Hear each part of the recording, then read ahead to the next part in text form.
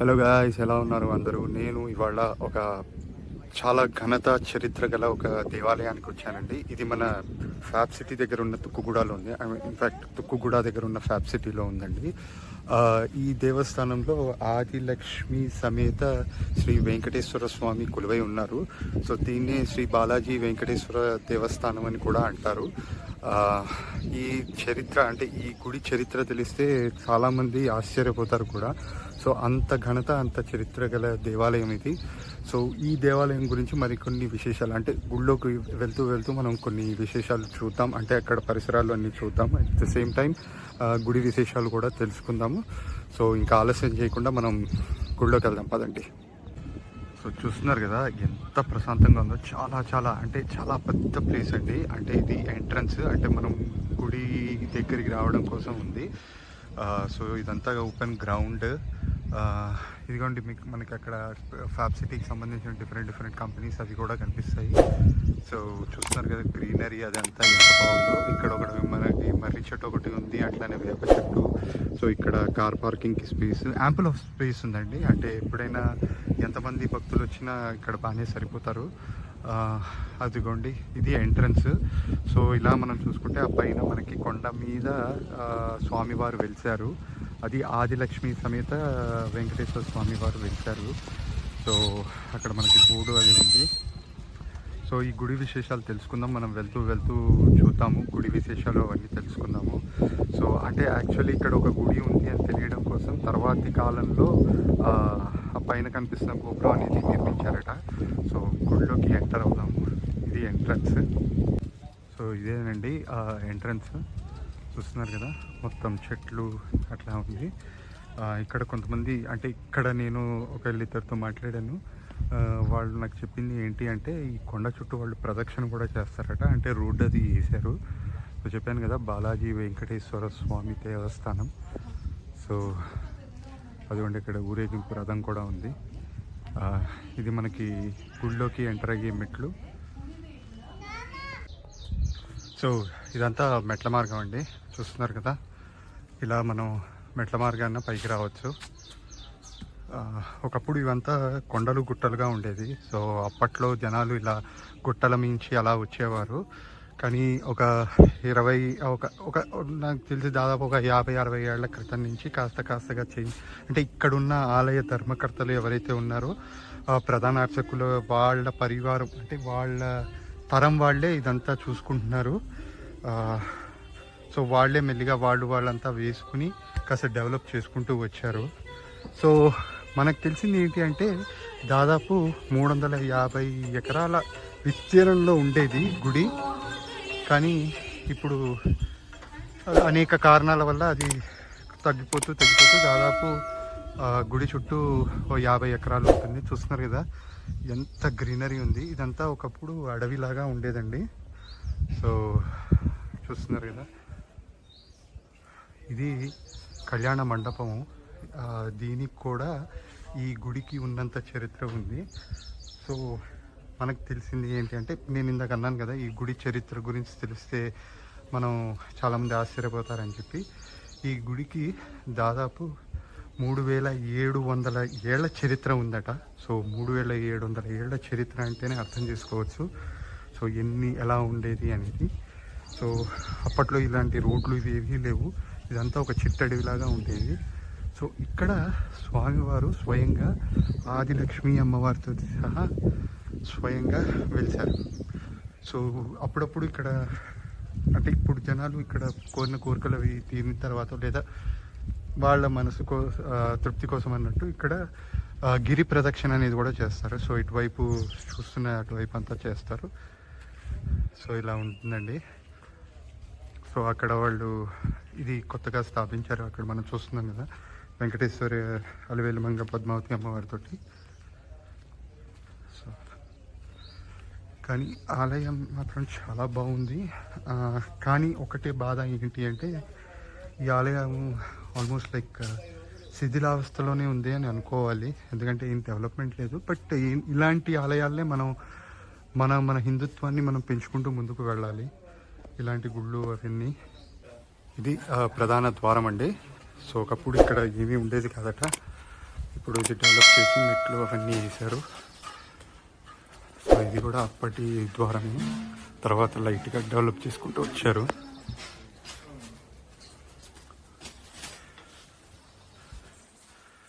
So మనం ఇలా గుళ్ళోకి ఎంటర్ అవ్వగానే మొట్టమొదట కనిపించేది ఇక్కడ క్షేత్రపాలకుడైన ఆంజనేయ స్వామి. చూస్తున్నారు కదా.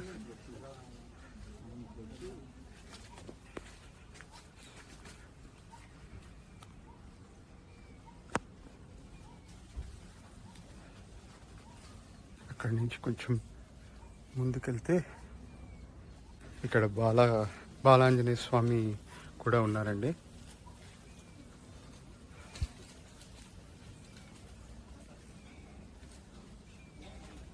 సో అలా కొంచెం ముందుకెళ్ళాలి. అదిగోండి బాలాంజనేయ స్వామి.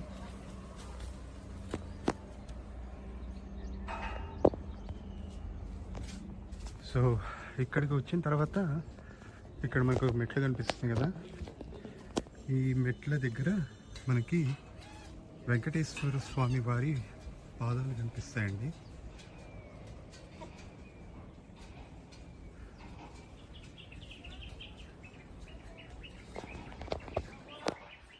ఇక అక్కడ పూలు ఉన్న చోట స్వామివారి పాదాలు. సో ఒకప్పుడు ఇదంతా అడవిలా ఉండేది. సో ఇక్కడ గరుడాద్రి అని చెప్పి ఉండేది. సో స్వామివారు గరుక్మంతుడి మీద గరుడ వాహనం మీద వచ్చినప్పుడు మొదటిసారి అక్కడ అడుగు పెట్టిన తర్వాత ఆయన పాదాలు ఇక్కడ పెట్టి ఇక్కడే లీనమైపోయారు. సో చూస్తున్నారు కదా. సో ఇలా వచ్చిన తర్వాత మనం లోపలికి వచ్చాక ఇక్కడ మనకి కొంచెం ముందుకు వెళ్తే ఎంత బాగుందండి. టెంపుల్ మాత్రం చాలా ప్రశాంతంగా ఉంది. సో ఇదిగోండి ఇక్కడ ధ్వజస్తంభం కనిపిస్తుందా, గుడికి ఎదుర్కొండ ధ్వజస్తంభం. మనం కొంచెం ముందుకు వస్తే ఇక్కడ కుడివైపుకి చెన్నకేశ్వర స్వామి వారు కనిపిస్తారు. అదిగోండి చెన్నకేశ్వర స్వామి వారు.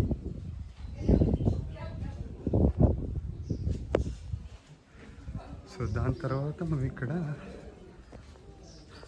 ఈ గుడి మానవులకి తెలిసింది ఈయన వల్లే. ఈయన పేరు మంచికంటి వెంకన్న గారు, ఇంకా ఆయన ఇద్దరు భార్యలు.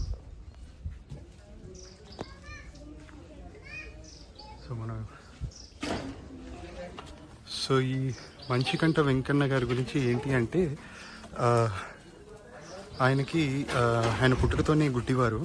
సో ఆయన స్వామివారికి పరమ భక్తులు అన్నమాట. సో ఆయన అంటే ఇప్పుడు కళ్ళు లేవని బాధపడుతుంటే తెలిసిన కొంతమంది పెద్దవాళ్ళు ఆయనకి చెప్పారట, నువ్వు వెంకటేశ్వర స్వామిని దర్శించుకుంటే నీ కోరికలు ఆయన తీరుస్తారు, స్వామివారు నిన్ను కాపాడతారు అని చెప్పి. సో ఆ టైంలో ఆయన ఆ రథం కట్టుకుని అంటే అదే ఎడ్ల బండి అది కట్టుకుని వచ్చారట.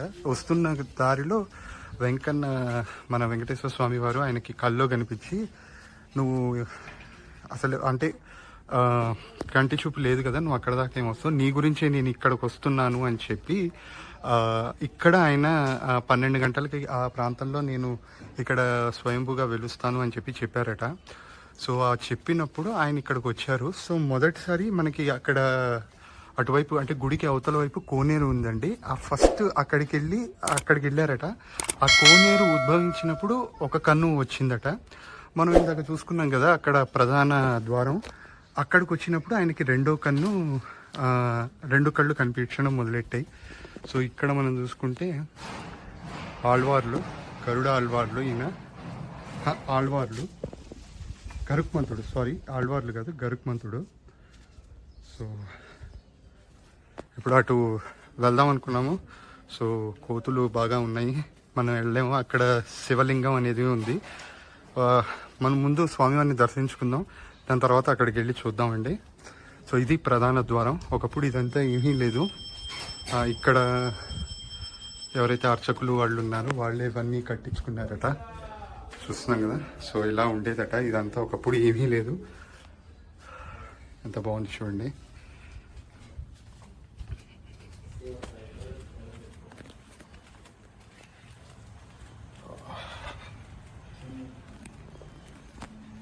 సో ఇలా వచ్చాక మనకి ఇక్కడ జైలు నందన సునందులు ద్వారపాలకులుగా కనిపిస్తారు. ఇలా గుడిలోకి ఎంటర్ అవ్వగానే ఇక్కడ మనకి గరుత్మంతుడు పక్కన ఆంజనేయ స్వామి. సో ఆంజనేయ స్వామి వారు గరుత్మంతుడు. ఆంజనేయ స్వామి వారు ఇక్కడ క్షేత్రపాలకుడు. ఇక్కడికి 12 మంది ఆళ్వార్లు కూడా దర్శనం ఇస్తారు. సో ఆళ్వారిని దర్శించుకున్న తర్వాత మనం స్వామివారిని దర్శించుకుందాం. అయ్యగారు నమస్కారం. ఇక్కడ అర్చకులు వీరి వంశీకులే ఇక్కడ కొనసాగిస్తున్నారు. అది 7వ తరం అండి. అంటే ఈయన 7వ తరం అంట. సో వీళ్ళే మొత్తం చూసుకునేది ఇక్కడ అంతా. ఈ గుడి బాగోగులు అన్నీ వీరే. అది స్వామివారు అంటే రాగానే ఎంటర్ అవ్వగానే కనిపించడం కోసం ఇక్కడ అర్థం కూడా ఏర్పాటు చేశారు. అది యా ఏడుకొండలవాడ వెంకటరమణ గోవింద గోవింద. సో ఇక్కడి నుంచి మనకి ఉత్తర ద్వారం. ఇక్కడ స్వామివారు ఆదిలక్ష్మి అలివేలు మంగ సమేతగా వెలిసారండి. ఒకప్పుడు ఈ ద్వారం కూడా ఉండేది కాదు. ఇదంతా ఇక్కడికి అంటే కమిటీ అనకూడదు కానీ ఇక్కడ ధర్మకర్తలు ఎవరైతే ఉన్నారో వాళ్ళే ఏర్పాటు చేసుకున్నారు సొంత ఖర్చులతోటి. ఇక్కడ గుడిలో ఇంకో ప్రత్యేకత నాకు అనిపించింది ఏంటి అంటే ఎక్కడాను హుండీ లేదండి. సో వీళ్ళ ప్రకారం ఏంటి అంటే స్వామివారికి భగవంతుడికి మధ్యన హుండీ అనేది ఉండకూడదు అని చెప్పి. సో ఇక్కడ మనం చూస్తున్నాం కదా వీరభద్ర స్వామి. అంటే ఈయన అప్పట్లో నుంచునే ఉండేవారట. ఔరంగజేబు ఈ ఏరియాని క్యాప్చర్ చేయడానికి వచ్చినప్పుడు ఈ విగ్రహాన్ని అప్పుడు వారు తోసేశారట. దాని తర్వాత చాలా ఏళ్ళకి మళ్ళీ దీన్ని నిలబెట్టడానికి ట్రై చేశారు కానీ అది సాధ్యపడలేదు. సో అందుకోసమే ఆయన ఇలానే ఉన్నారు. సో మళ్ళీ పెద్దల్ని వాళ్ళు సంప్రదించి దీనికి ఎలా చేయాలనేది చూస్తారట.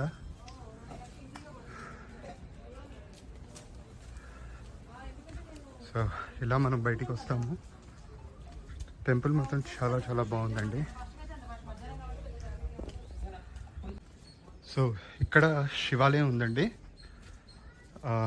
ఇది తానీషా నవాబుల కాలంలో అక్కన్న మాదన్నలు అంటే అప్పుడు వాళ్ళు అనుకున్నారు 108 శివలింగాలను ప్రతిష్ఠ చేయాలి అని చెప్పి. సో దానికోసం వారు ఇక్కడ ప్రతిష్ఠించారు.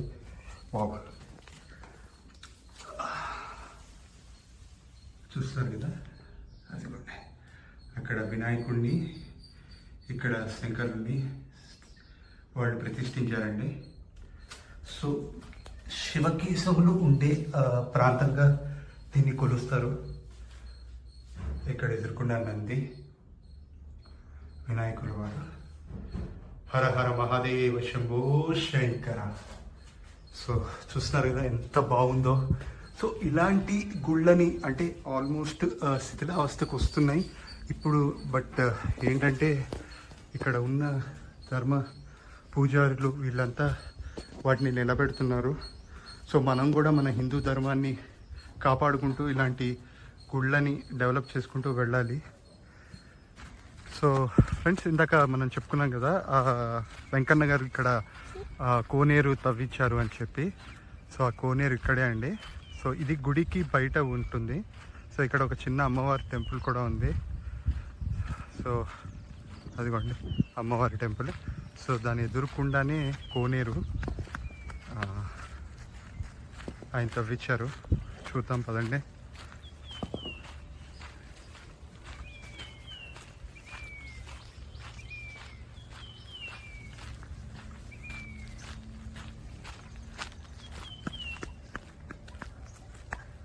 సో ఇదే ఆ కోనేరు.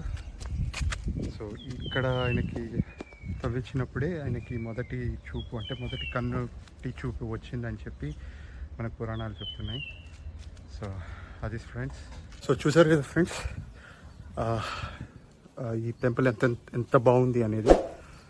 సో ఆల్మోస్ట్ ఈ గుడికి 3700 ఏళ్ల చరిత్ర ఉంది. సో టెంపుల్ చాలా చాలా బాగుంది. సో మీరు కూడా తప్పకుండా వీలు చేసుకుని స్వామివారిని దర్శించుకోండి. అండ్ ఇలాంటి గుళ్ళని మనం కాపాడుకుందాం, అందరూ చేసి కాపాడుకుందాం. ఇక్కడ అనేక ఉత్సవాలు కూడా జరుగుతాయి. మెయిన్గా మనకి కార్తీక మాసం తిరుప్పావై అమ్మవారి జరుగుతుంది, గోదా కళ్యాణం ఆ టైంలో. అండ్ ముక్కోటి ఏకాదశి ఇవి కూడా బాగా జరుగుతాయి ఇక్కడ. సో అది ఫ్రెండ్స్. అండ్ ఇంకో విషయం చెప్పడం మర్చిపోయాను. మనం ఇందాక చూసాం కదా ఆ వెంకన్న గారు మొదటి భక్తుడు అని చెప్పి, కానీ ఈ క్షేత్రాన్ని మొదట సేవించింది మాత్రం పురాణాల ప్రకారం మన పరమశివుడు అండి. పరమశివుడు పార్వతీ అమ్మవారు విహరించుకుంటూ అలా వచ్చి ఆయన ఇక్కడ స్వామివారిని సేవించి ఇక్కడి నుంచి వెళ్ళారని. అండ్ దగ్గరలోనే అమ్మవారు వెళ్ళి మాంకాళ్ అనే ఒక గ్రామం ఉంది, అక్కడ అమ్మవారు మాంకాళిగా స్థిరపడ్డారు. అలానే శివుడు, మన పరమశివుడు ఇక్కడి నుంచి మహేశ్వరం అనే ప్లేస్కి వెళ్ళి అక్కడ మహేశ్వరుడిగా స్థిరపడ్డాడని ఒక స్థల పురాణం కూడా ఉంది. సో చూస్తున్నారు కదా ఎంత బాగుంది, అంటే ఎంత ఘనత, ఎంత చరిత్ర ఉన్న గుడి కదా ఇది. సో ఇలాంటి గుళ్ళు మనం తప్పకుండా మనం అట్లీస్ట్ ఇట్లాంటి గుళ్ళు విజిట్ చేసి కుదిరితే అందరికీ పంచుతుంటే, అంటే ఇలాంటి వీడియోస్ చేసి నలుగురికి పంచామంటే ఇలాంటి గుళ్ళ గురించి చాలా మందికి తెలుస్తుంది. నాకైతే అసలు ఇలాంటి గుడి ఉందని తెలియదు. సో నేను కూడా ఒక యూట్యూబ్లో అలా చెక్ చేసి గూగుల్లో అట్లా సెర్చ్ చేస్తే నాకు తెలిసింది. సో తెలిసిన తర్వాత నిజంగా అరే ఇన్నేళ్ళు నేను ఈ గుడిని చూడలేకపోయాను అన్న ఒక బాధ కలిగింది. బట్ ఏదన్నా టైం రావాలంటారు కదా, ఆ దేవుడు మనకి ఆ అవకాశం ఇప్పుడు ఇచ్చాడు. సో మీరు కూడా తప్పకుండా వీలు చేసుకుని ఇలాంటి గుడిని సందర్శించి మన హిందూ ధర్మాన్ని కాపాడాలని మనస్ఫూర్తిగా కోరుకుంటున్నాను. సర్వే జన సుఖినో భవంతు. జై శ్రీరామ్, జై Srimannarayana. And one more thing, please don't forget to like, share and subscribe to my channel and do support. ఇలాంటి మంచి కంటెంట్ ఇంకా మీ ముందుకు తీసుకుని వస్తాను. So please do support me. And me comments కూడా చెప్పండి, మీకు ఏం నచ్చింది లేదా నేను ఇంకా ఏం ఇంప్రూవ్ చేసుకోవచ్చో. సో దాని ప్రకారం నేను ఇంకా ముందుకు వెళ్తాను. Once again thank you so much. Please do take some time and visit this beautiful place. జై శ్రీమన్నారాయణ, జై శ్రీరామ్.